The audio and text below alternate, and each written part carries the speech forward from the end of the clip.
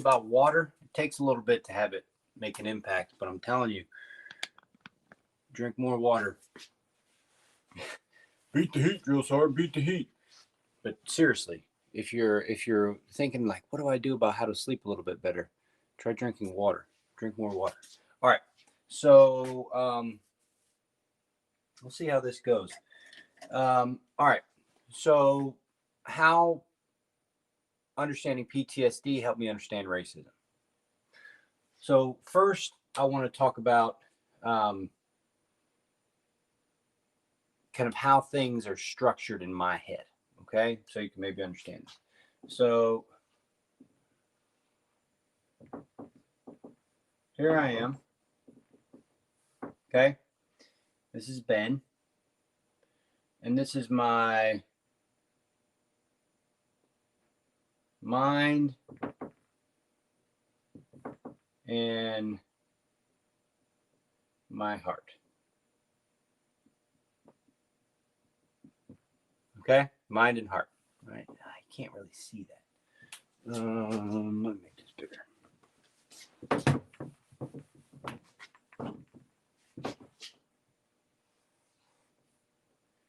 Let's see. Let's just do mind,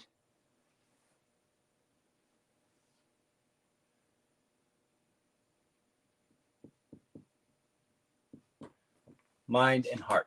Okay, you can kind of see that. All right, so first let's look at PTSD. All right, so PTSD impacts the mind and the heart, and a big reason is the central nervous system. Okay, so here's the central nervous system. It goes down all through your body, all the way through, and it's the brain. Okay, so trauma can happen, and that sends a shock to the nervous system, can crack the heart open, and then this is important: shock the system, crack the mind open. And so the mind has kind of lost its relationship to things. So the mind develops a story. Okay. Now, the story is really important because the story is all about learning. Okay. So we kind of learn the story. In the military, the military story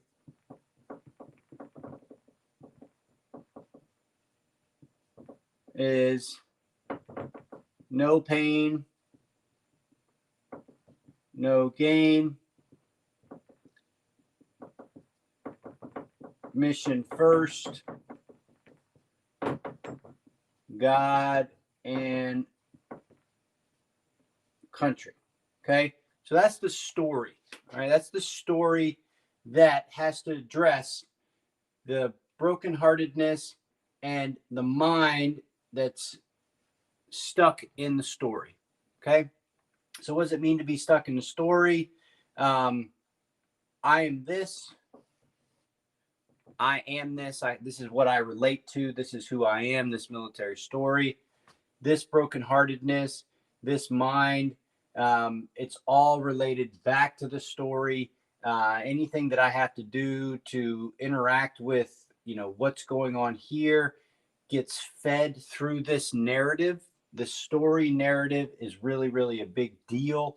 When I don't interact with the story narrative, and if I'm outside of this narrative, then what happens is I feel this trauma stuff. I feel it in my body. Okay, so I'm feeling it in my body, and that triggers the story again. So everything keeps triggering the story. Okay, it's just story. No matter what happens, the story gets triggered. No, I can't do that yoga stuff because here's my story. No, I'm not going to mess with that stuff because here's my story. I don't understand what's going on with me. I can handle this. Why can't I handle that? Story. So everything keeps coming back to the story. Okay. So this part's very important. This part's very important because part part of the issue with PTSD is a learned narrative.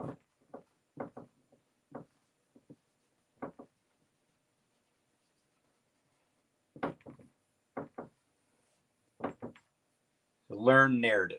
So it's just something that we hold on to. Okay. So that's PTSD. That's kind of one way to think about that. All right. Now, racism.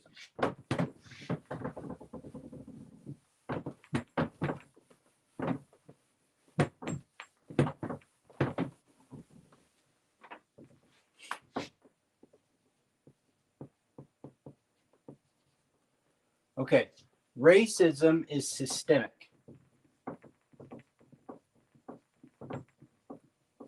Or a grand narrative. Okay, so we've got a mind, heart, and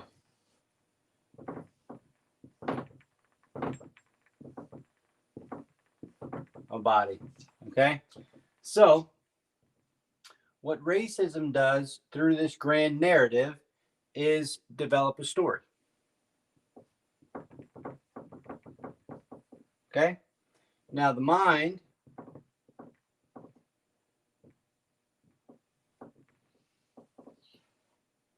fixates on the story. Okay, and the grand narrative either supports the story plus or fights the story.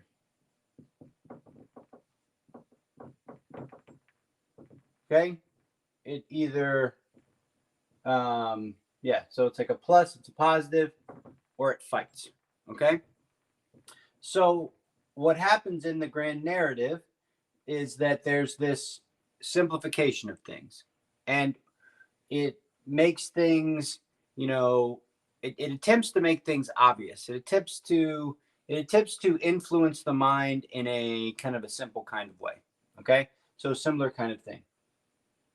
Now, what I experienced through studying PTSD is that my mind is only a third of human experience.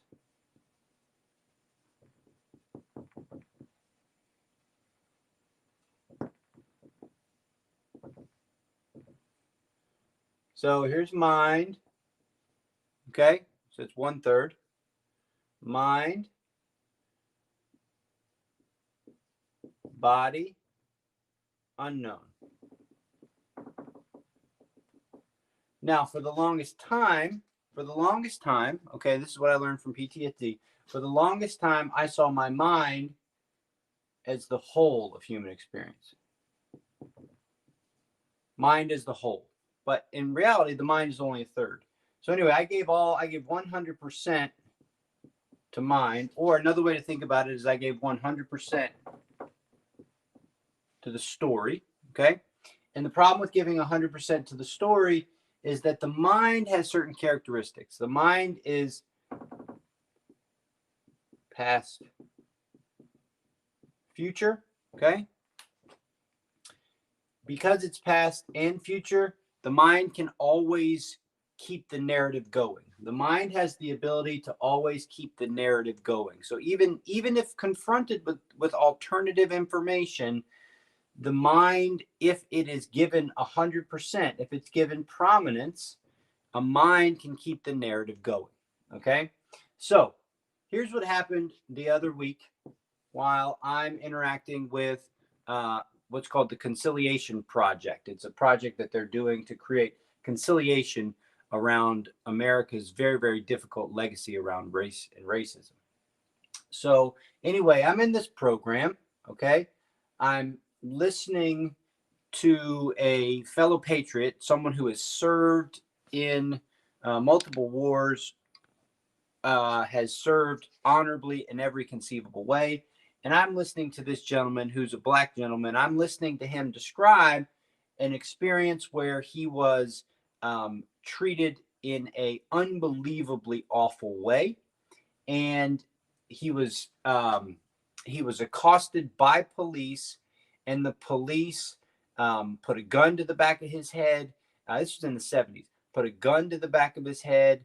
He was, trapped by 5 cop cars. I mean, the whole thing, like, just unbelievably, just like the whole world just came down on him in that instant.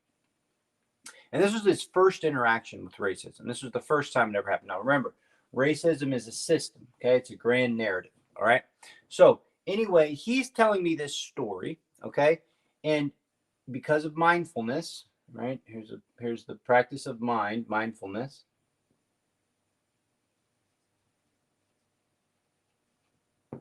Because of the practice of mindfulness, he's telling me this story. And while he's telling me this story, I immediately went into the grand narrative.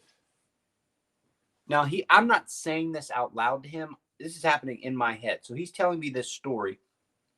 And my grand narrative is trying to make up a reason for why what he's describing isn't racism. It's just this. It's just that. This is why it happened. Or it was just mistaken identity. It was, whatever. It was just my mind generating a story. It's kind of like when the mind generates a story with PTSD. Oh, this sleep's not that big a deal.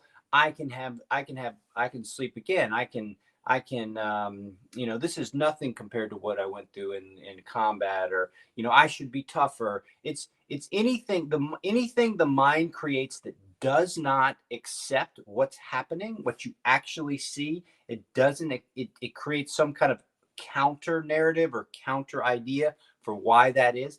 Anytime that happens, that's a form of your mind trying to latch onto this identity or grand narrative, or some kind of thing that the mind is trying to hold on to. Outside of racism and outside of PTSD, the mind does this all the time. It makes reasons for why we eat, 2 pieces of cake instead of 1. It makes reasons why we stay up too late playing on social media. It creates justification for things. And the reason why it creates justification for things is because it's identified with those things as truth, as valuable, as a real deal, which is just not the case. Because what happens when you start to practice mindfulness and when you develop your soft power skills, you begin to see that the mind fits in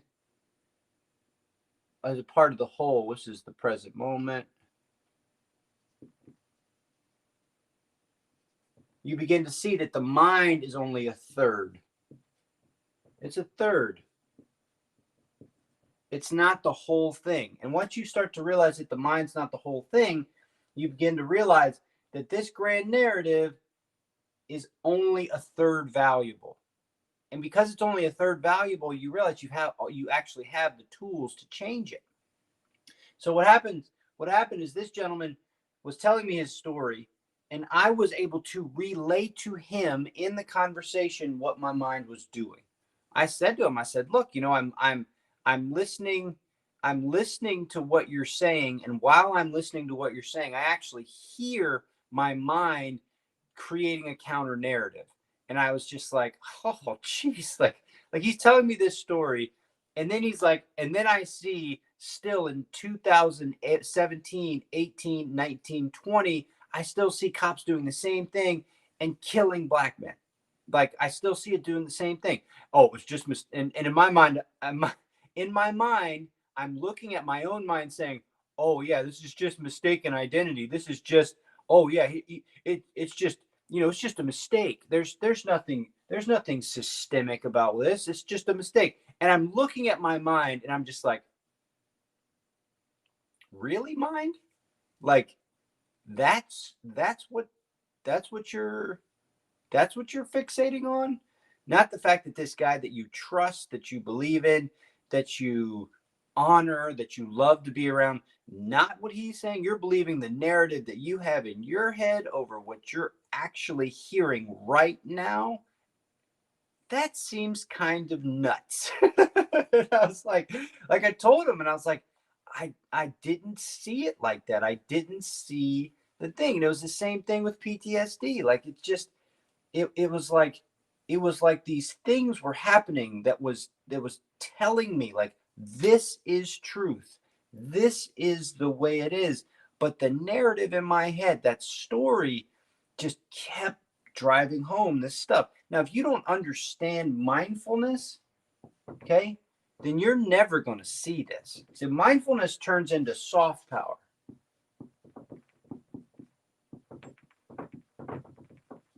And soft power is the power of the heart, okay? The mind serves the heart. If it's the other way around and the heart serves the mind, then you get all that. That's where that goes. But if the mind serves the heart, then what starts to happen is this. And once you break the human experience down into these three parts, you start to see that your mind is just a third of the whole. And because your mind is a third of the whole, the grand narrative just becomes a little piece of this.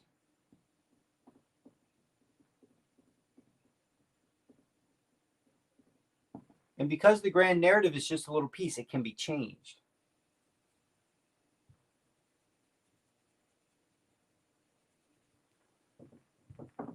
Now, what happens when you start to change it is a different matter, because what happens when you start to change it is this mindfulness has to be applied on a regular basis. And you've got to start to recognize the kind of the story that the mind tells, and then you've got to continue to deconstruct it. And that's where the practice comes in. So we'll go back over and start doing the practice. But just to kind of a recap is, okay, so what you have in racism, which is similar to PTSD, it's not the same thing, but it's similar to PTSD in that there's this narrative. Now, in racism, it's institutional, but you can argue that there's an aspect of stigma around mental health that's institutional as well. It's this understanding about the way things are supposed to be, and that's all junk. It doesn't matter. But it's this grand narrative thing that is so insidious. And part of the reason why it's so insidious is that it gets into the mind, and as the mind continues unencumbered by any soft powers, so your soft powers, especially mindfulness, have no impact on this stuff because you're just not aware of it.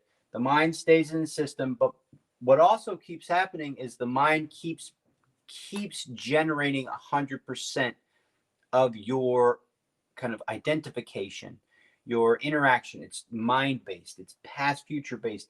It can be anywhere. It can make up anything. It can imagine anything's true. I mean, look at the way conspiracy theories are now being seen as real. I mean, come on. It's like you need to understand. You have to understand that your mind can take over this whole spectrum. Your mind can create this notion that what the narrative is, and that narrative can come from you, and it can come from outside of you, and it can be together. Once you understand that grand narrative is just a third of the whole and not the whole, then you start to make changes, and in the moment changes. Like this dude, I'm literally watching. I'm sitting like right there, right over there, right, and I'm listening to tell this story. And as he's telling this story, it's breaking my heart. I love this dude. This is my boy. I love this guy. And I'm hearing his story, and I hear my mind just generating all these excuses for the police. He's walking through the parking lot of a bank. And I'm like, my mind is scrambling to find all these scenarios for how it wasn't the police's fault and what they did was okay. And and I'm listening to my mind while I'm listening to him, and I'm just like, oh my gosh, like this is exactly what makes racism so hard to tackle. So anyway, I'll leave that lesson. I'll let that lesson be chill. So let's go do some training. But anyway, that was a powerful moment the other day. I was kind of shocked by my own kind of awareness of, I didn't even realize that this is what I was doing. It didn't occur to me that this was where the problem kind of line, and that was cool. I really liked the kind of thing, because one of the things that's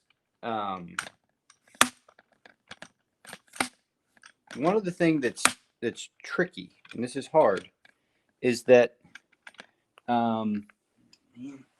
sorry, this is taking. One of the trickiest parts about this stuff is coming to terms with what's inside yourself. And just because there are certain things inside of you doesn't mean that those things are the things that you have to follow. Right? I mean, I was embarrassed. I was totally embarrassed to tell my guy what was going on in my head. I didn't want him to feel bad. I didn't want him to have hurt feelings or whatever. And I didn't want him to think of me as a bad person. And so that was, so part of what was going on was shame. I mean, I felt ashamed that those were the thoughts that were coming into my head. Like, it just was like, God, like, why, like, come on, like, why in the world would I be defending that situation from the perspective of the police? Like, why in the world would that be the thing that I was like, oh, that's the truth? Like, that's nuts. So it's like the same kind of thing. It's like, why in the world would your mind keep supporting a narrative that just does not play out in real life? Why would it do that? And part of the reason why it does it is because we take so much in, and our lives are so full that our minds do a whole lot of work to make all this stuff make sense. Okay? And the thing about racism is that racism has organized at a systemic level a way of perceiving a hierarchy in life that is articulated as natural. And it's not natural. And if you don't understand what I mean by that, then I'll switch my kind of analysis or analogy and just switch it to PTSD. PTSD is a narrative around warriorship that makes warriorship a particular way. And if you don't fall into that particular way, then there's something wrong with you. And so that's the system that PTSD maintains. And it's not so much institutionalized. Well, maybe it is. I mean, maybe it is as institutionalized as racism is, because what it speaks to is a understanding about, if you're not the mainstream, if you're not what everyone else is, or the power is, or the ideal is, then you're less than. And if you're less than, then there's something wrong with you. And what racism argues is that there's something wrong with Black people that make Black people less than. And so that the structures are there to keep the white people safe, because Black people are less than, right? PTSD is kind of a system of warriorship, of idealized kind of warrior masculinity, whatever you want to call it, that generates a narrative or an ideal around the perfect warrior. Now, anything that's less than has to be kind of shunned, because there's this notion that if the less than soldier with PTSD kind of infects the good soldiers, then the good soldiers won't be as good, and that's a problem. And so what have we done systematically as a culture, right? So as a culture, what we've done with regard to this type of stuff is we've just ignored it. We've covered it up. We've kept it at bay. We've not addressed it. So that's why the Conciliation Project is such a cool organization. But that's also why developing mindfulness as one of your soft powers is really, really important. because none of these narratives, none of these grand narratives, the racism grand narrative, the PTSD grand narrative, the American exceptionalism grand narrative, these grand narratives are just holdovers, and they don't necessarily have any kind of truth tied to them other than the truth that we give them. And so a big chunk of giving something truth is not to acknowledge it, is to just let it be the thing. And so if you don't break into that, and you don't create ways to kind of get at that armor, right, to break it apart, you won't get to the stuff that really connects you. And the stuff that really connects you is the open-hearted stuff. And the open-hearted stuff is actually really powerful. That's why we're starting to call it soft power. So anyway, I hope that made sense. All right.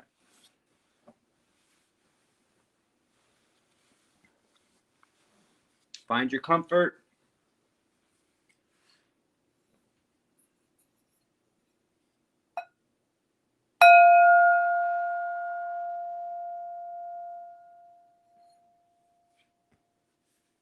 Just slow down.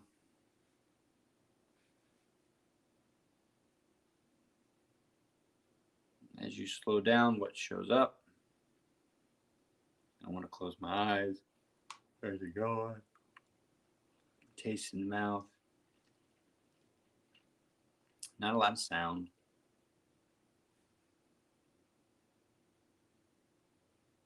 Just the hum of the refrigerator.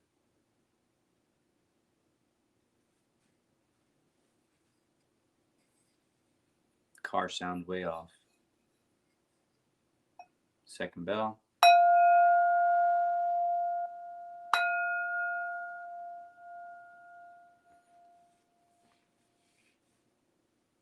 Ground, what's beneath you?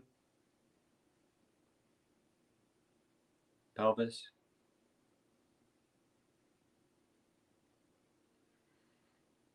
Core.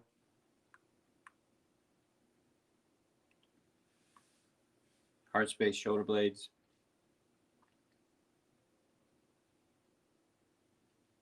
Throat. Top of the head.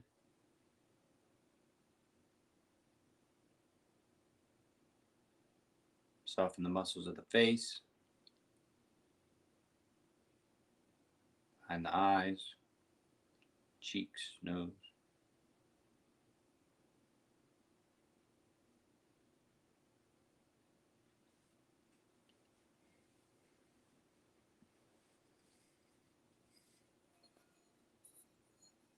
Third bell.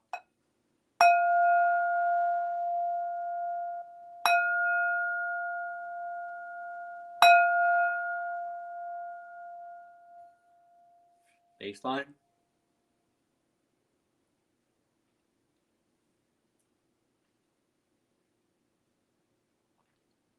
Full in. And out.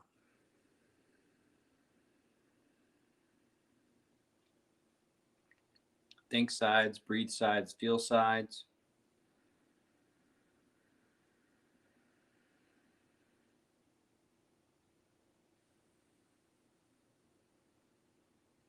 Think front back, feel front back, breathe front back.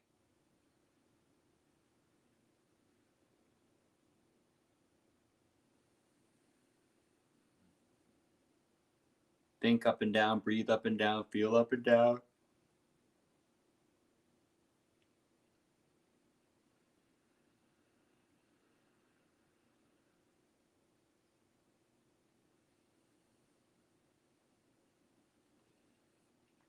All directions.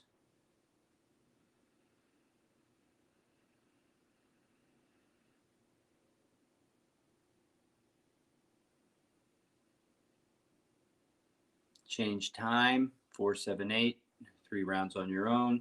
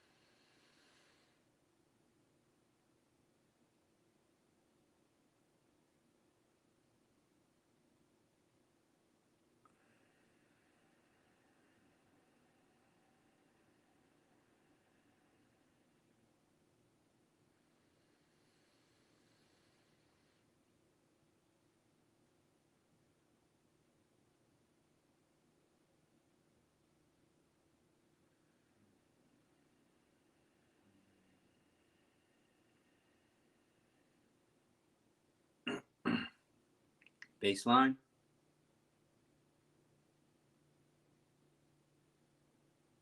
Stillness for a minute.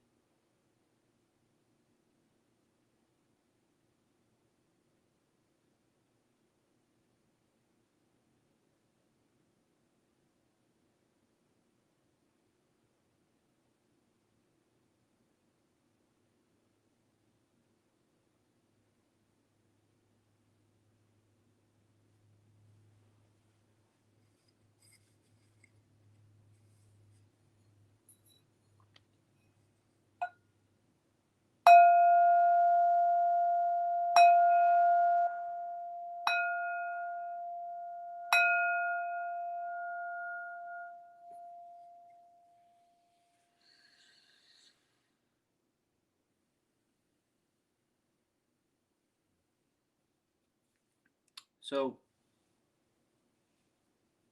the difference between hard power and soft power is hard power is the power you have over the outside world. Soft power is the power you have over your inner world. And so the inner world is the thing that you control. The outside world is out of your control. But the inner world is what you can control. And by control, I mean interact with, participate with. And this stanza is all about each day of human life contains joy, anger, pain and pleasure, darkness and light, growth and decay. Each moment it is etched with nature's grand design. Do not try to deny or oppose the cosmic order thing.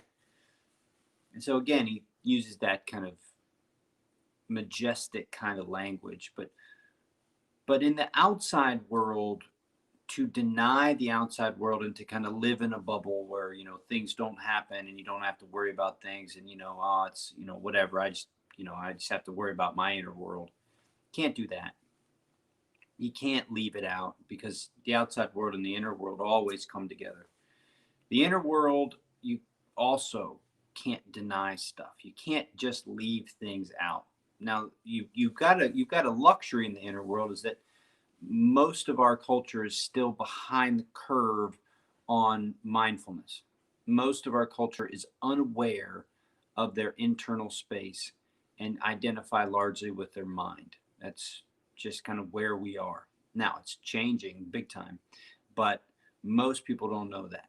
And so one way to keep kind of the narrative going is to just leave stuff out. And the problem with leaving stuff out is that it always comes back to haunt you. You just can't ever leave it out. So anyway, when it comes to cultivating an awareness of the largest kind of spectrum of things, and to not deny anything its place, is to develop the fourth bell. And the fourth bell is all about the version of yourself, the best version of yourself, the most authentic version of yourself being brought to the moment. And so you do that by cultivating, in an easy sense, gratitude. Gratitude is a way to bring kind of the open-hearted best version of yourself to the present moment in such a way that acknowledges it for its value and its use and its just have gratitude for it. So that's one way to do it. The next thing is compassion. Now, the reason why compassion offers such strength is that compassion goes straight at suffering. And suffering is what racism has caused. Suffering is what PTSD causes. Suffering is what happens when we deny aspects of ourselves, and they fester and they become unbelievably big, and they all just kind of take over. So what compassion does is it goes straight at it. It goes straight at that suffering, and it invites goodwill to the table. So it's like, all right, I'm going to go into suffering. I'm going to be strong in the face of this suffering. And I'm going to bring my goodwill with the suffering. So compassion is the tip of the spear. If your heart, so here's your heart. Gratitude's kind of the two lumps at the top, right? The tip of the spear of the heart, that, how does this work here? Yeah. Okay, this part right here with my thumbs, okay? That's compassion, the spear, the pointed part, right? Boom, penetrates right in there. So that's fourth bell. So anyway, I hope the format was easy to follow for today. It's a huge topic. So, I did my best to make it palatable in 38 minutes. So anyway, I'll see you tomorrow. I hope you again had a nice weekend, and I'll talk to you tomorrow. Later, Armor Down.